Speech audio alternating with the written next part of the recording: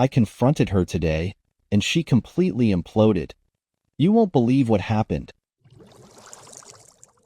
A heads up before I dive in. I started writing this the day it all happened, and I'm not going back to edit how I felt in the moment. Things might not align exactly with what I've said in the days since. There's a lot to unpack, and this whole ordeal has been the hardest thing I've ever dealt with. I'm still twitching from the adrenaline and trying to keep myself grounded. Yesterday, my wife, Emma, left the house for either work or to see Kevin. I can't even be sure anymore where she was going. I tried to check her location, but either she turned it off or my phone was acting up. I didn't have the divorce papers ready yet. That's coming later this week, but I couldn't wait to confront her. I needed to do it before she realized I was onto her and started weaving more elaborate lies. Around midday, I heard the garage door open. My heart was pounding. Emma came in, completely oblivious to what was about to happen. I told her to sit down because we needed to talk. She froze for a second, giving me this wide-eyed look, but then she sat, trying to play it cool. "What's wrong?" she asked, feigning concern. I stared at her for a moment, then said, "Why don't you tell me?" She played dumb, of course, but I could see it, the flicker of recognition in her eyes. She knew. I asked her again, and she doubled down on the act, pretending to be clueless. "What's really going on with Kevin?" I asked, keeping my tone steady. She looked genuinely startled for a second, then said, "Nothing. I haven't even talked to him." I redirected. I didn't want to blow my cover completely just yet. "I've been thinking about it, and I don't feel comfortable with you working on that project with him anymore. It doesn't sit right with me, and I don't think I can get past it." Her response was instant. "Okay, that's fine," she said, her voice shaky. "I understand. I'll stop talking to him."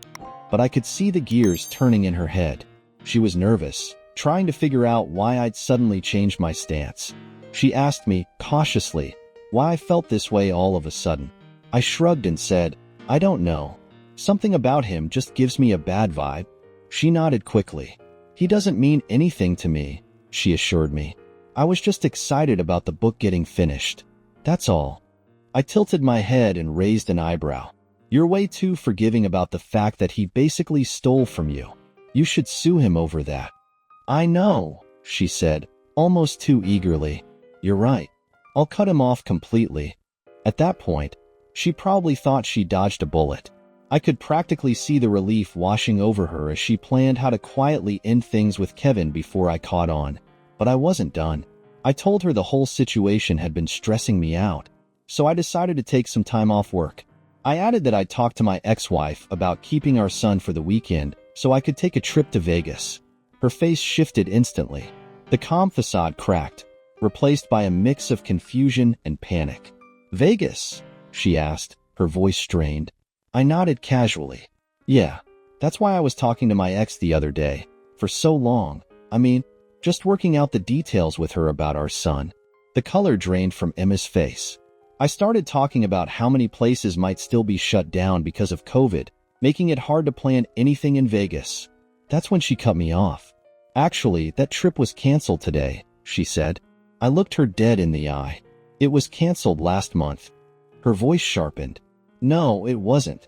Kevin just told us today. He wasn't sure until now whether or not it was off." I didn't let up. "I know it was canceled last month." Her mask of calm shattered. "What are you doing?" she asked, her voice rising. "Why are you saying you want to go, then telling me it's canceled? What's your point?" I leaned forward, my gaze locked on hers. "What were you planning to do in Charleston?" Her face twisted in anger and panic. "What are you accusing me of? How long have you and Kevin been back together?" Emma froze, her face a mask of confusion and panic. "We haven't done anything," she said quickly, her words rushing out like a defense mechanism. "Did he tell you something? He lies all the time. You know that. That's why we broke up in the first place." I didn't flinch. "Don't lie to me. I've seen the messages. I don't want to read them aloud again. It made me sick the first time, but I've seen them. I can't believe you'd do this." Tears welled up in her eyes. "I love you," she said desperately. "I'm sorry. He's been texting me a lot lately, saying all this messed up stuff, and I didn't know how to handle it. I wanted to tell you, But I was afraid you'd react like this. I didn't buy a word of it. You didn't see him for 8 years, and 20 minutes after he gets off the plane, you're sleeping with him. What plane? She shot back, trying to deflect. What are you talking about? He didn't fly here. I shook my head, barely able to contain my anger. Kevin lives on Magnolia Street. Don't even try to deny it. I paused, my voice steady but cold. Just admit what you did so we can move forward. Her expression faltered. Did he say something to you? He's lying. He always lies. You know that. I knew I shouldn't have responded to his messages. It's always drama with him. I was going to tell you, but I thought he'd stop on his own. I didn't let up. He told you to come home and kiss me after being with him. I read your messages, Emma. I saw them in your email, in your texts. You're cheating on me. You're leaving this house today. What? She stammered, her voice rising in disbelief. I'm not cheating on you. If you don't want me to talk to him, I'll tell him to get lost. But I'm not cheating. Is that what he told you? He's lying. Stop it, I said firmly. I went through your messages. I saw everything. You're going to pack your things and go to your parents' house. I've saved copies of your emails and screenshots of your texts. If you keep lying to my face, I'll share them. We're done. Go get your stuff. Her resolve crumbled. I pulled out the screenshots and handed them to her. She glanced at them, and within seconds, she broke down, sobbing harder than I'd ever seen. For a fleeting moment, I felt a pang of guilt watching her crumble. But then I remembered what she'd done. Through her tears, she began to plead. I'm sorry, she choked out. It got out of hand. I wanted to stop, but he got possessive. He was threatening to expose me if I ended things. I wasn't moved. None of that is in the texts, I said coldly. You were planning to spend the weekend with him. You were sending him photos of places and planning restaurants. Don't lie to me again. Her tears turned into desperation. It's done, she said, her voice cracking. I'll make him go away. I won't ever talk to him again. I don't care what you do, I replied. I've already talked to a lawyer. The divorce papers will be ready soon. At that, she exploded. You've been talking to a lawyer? She screamed, repeating it over and over, her voice growing louder with each iteration. She was so close to me now, shouting in my face, that I nearly called the police. Calm down, I said firmly. I have a camera running. She froze momentarily, then broke down again, her behavior becoming erratic. You planned this, she said, her voice dripping with venom. You've been smiling to my face while planning this whole thing. I snapped back. Look at what you've been planning. Smiling to my face while doing this with him. I asked her one more time why she had done it. At first, she couldn't give me a straight answer. When she did, I wasn't sure if she was trying to hurt me or being honest. She called Kevin her soulmate. That word hit me like a punch to the gut. Rage bubbled up inside me, but I kept my composure. If he's your soulmate, why didn't you leave me for him in the beginning? I asked. Her answer was equally infuriating. I couldn't bring him back around my family. They hate him. And I couldn't actually be with him because my ex-husband and daughter would fight me on it. It was never really an option. I couldn't believe what I was hearing. She had destroyed our marriage for someone she openly admitted she could never truly be with. It was meaningless, selfish, and cruel. I'm sorry, Emma said, her voice trembling. It was a mistake, a huge mistake. I'll do anything to fix this. I'll change. Just tell me what you want me to do. I shook my head, my voice devoid of emotion. There's nothing you can do. We're done. This isn't something I can forgive. She seemed stunned by my finality, as if she genuinely believed she could talk her way out of this. You can't mean that, she whispered. We don't have to get divorced. I can make this right. Please, just let me prove it to you. You ruined everything, I said quietly. You made your choice, Emma, and now I'm making mine. I told her that I had already taken steps to separate our finances. I'd opened a new account at a different bank and moved half of our joint savings into it. The rest is yours, I told her. You can get it yourself, or I'll withdraw it for you, but the account is getting closed. She just nodded, defeated, and said we'd probably have to go to the bank together to finalize it. After that, she went to pack her clothes. It was eerily peaceful. just quiet sobbing as she moved through the bedroom, occasionally muttering under her breath. At one point, she made veiled threats about making sure nothing of hers went missing. I let it slide, telling her to take pictures of how she left everything if it made her feel better. Her parents had been contacted by this point, and they were as shocked as I was. They apologized profusely, saying they never imagined she'd do something like this, let alone with Kevin.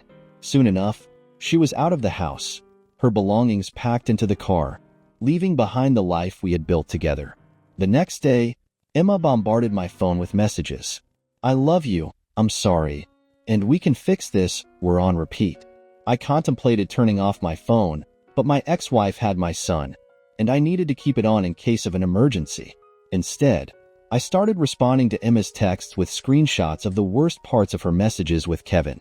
I didn't say anything else, just sent her pieces of her betrayal, one after another. My ex-wife brought my son home that evening, along with dinner from my favorite Chinese place. I told my son as gently as I could that Emma and I were separating. He asked point blank if she had cheated. I didn't want to lie to him, so I simply said yes, without elaborating. After dinner, I sat in the living room, surrounded by silence. The house felt empty, the kind of emptiness that seemed to press in from all sides. I tried to distract myself, but my mind kept circling back to Emma and Kevin. Her ex-husband came by the next day to collect their daughter's things. I explained the situation as carefully as I could, making it clear that I'd be there for her daughter if she ever needed me. She hadn't done anything wrong, and I didn't want her to feel abandoned on top of everything else. As for Kevin, I wrestled with the idea of confronting him, of telling him exactly what I thought of him. But deep down, I knew it would be a waste of time and energy. My time was better spent focusing on myself, going to the gym, working, and figuring out how to move forward. Through it all, my ex-wife has been a rock. She's shown me more kindness and support than I ever could have hoped for. If nothing else, I'm grateful to have her in my corner as I navigate this mess. In the days that followed, I tried to keep myself busy. I worked out, spent extra hours at the office, and took time to bond with my son. But no matter how hard I tried to distract myself, the memories of Emma's betrayal kept creeping back. Every quiet moment became an opportunity for my mind to replay her lies and Kevin's smug words from their messages. Emma's texts continued. She sent long paragraphs begging for forgiveness, promising to change, and insisting that our marriage could be salvaged. I ignored most of them, but every so often, I'd reply with another screenshot of her conversations with Kevin. She didn't have much to say in response to those. I met with my lawyer, who helped me outline the next steps. Everything was moving forward: divorce proceedings, financial separations, and documenting the evidence of her infidelity. Having a plan gave me some small sense of control, but the emotional toll was still heavy. One evening, I sat down to organize all the screenshots, emails, and evidence I'd gathered. It was like reliving the nightmare all over again. The photos she had sent Kevin, the same ones where she posed with flowers I had given her, and their lewd exchanges made my stomach turn. I can't just start talking about the book all the time. One of her messages read, "If I started now, he'd think something is up. You need to shave because that stubble is like knives," she'd written in another. I almost had to put chapstick on my chin. But the message that stuck with me the most came from Kevin. "You're getting it right before you leave here. I want him to kiss you after you've spent the afternoon swallowing me." I clenched my fists so tightly that my knuckles turned white. It took every ounce of restraint I had not to drive to Kevin's house and confront him. But what would that accomplish? It wouldn't change anything. It wouldn't make me feel better. Instead, I called my brother for support. He listened patiently as I vented, offering words of encouragement and reminding me that I was doing the right thing by staying calm and focusing on the bigger picture. Emma's parents reached out again, apologizing profusely for their daughter's actions. They were as blindsided as I was, and it seemed like they were struggling to reconcile the person they thought Emma was with what she had done. As for Emma herself, she alternated between desperation and anger.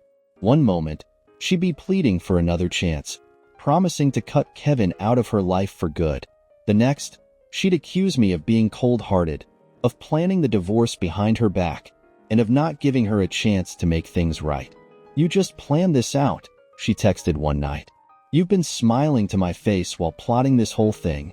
I responded simply, "Look at what you've been doing, smiling to my face while you planned your weekends with him." Each interaction with her left me feeling drained. I knew I was doing the right thing, but it didn't make the process any easier. The life I thought we had built together was crumbling, and I was left sifting through the rubble, trying to salvage whatever I could for myself and my son.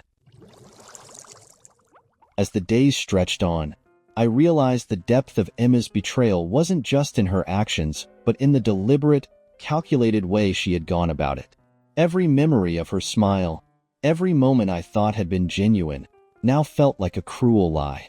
She had spent months carefully constructing a second life with Kevin, deleting messages, fabricating excuses, and even planning fake details about a trip to Vegas. I couldn't wrap my head around how someone could live like that, juggling so many lies while pretending everything was fine at home. I had to tell her daughter the truth, or as much of it as I could without completely shattering her world. When Emma's ex-husband came to pick up their daughter's belongings, I took the time to reassure her that she could reach out to me anytime she needed. She didn't ask many questions, but the sadness in her eyes was enough to break my heart all over again. Emma's texts continued to flood my phone, but I had stopped responding entirely. I focused on finalizing the divorce with my lawyer, ensuring every detail was documented. I needed to protect myself and my son, both emotionally and financially. The hardest part was explaining everything to my son. He deserved to know the truth, but how do you explain something like this to a child? I kept it simple, answering his questions honestly but leaving out the worst of the details. His understanding and maturity throughout the ordeal amazed me, even as it broke my heart to see him processing it all. Meanwhile, I couldn't shake the anger I felt toward Kevin. Part of me wanted to confront him, to demand answers, or at least vent my rage. But I knew it would only give him the satisfaction of knowing he'd gotten under my skin. Instead, I threw myself into rebuilding my life. I started spending more time at the gym, working out the frustration and sadness in a way that felt productive. My ex-wife, who had been my rock through all of this, continued to check in, offering support and even taking my son for a few nights when I needed space to clear my head. The legal proceedings moved forward, and with every step, I felt a little closer to reclaiming my life. Emma's pleas for reconciliation became less frequent, though they still popped up now and then. I ignored them, knowing there was nothing she could say or do to undo what she'd done. Her parents continued to apologize, expressing disbelief that Kevin was even a factor in all of this. They were hurt and embarrassed, but more than anything, they were supportive of my decision to end the marriage. One day, as I was going through the last of Emma's things, I found a photo album tucked away in the back of a closet. It was filled with pictures from our wedding, our trips, and the everyday moments we'd shared over the years. For a brief moment, I felt a pang of sorrow for what could have been. But as I closed the album and set it aside, I reminded myself that those memories, while meaningful, didn't excuse what she had done. The person she had become was no longer the woman I married, and holding on to the past wouldn't help me move forward. In the end, I chose to focus on the future, on my son, my health, and the people who had stood by me through the chaos. Emma had made her choices, and I was making mine. As I walked out of the house that day, leaving behind the photo album and the memories it held, I felt a weight lift off my shoulders. For the first time in weeks, I felt like I could breathe again.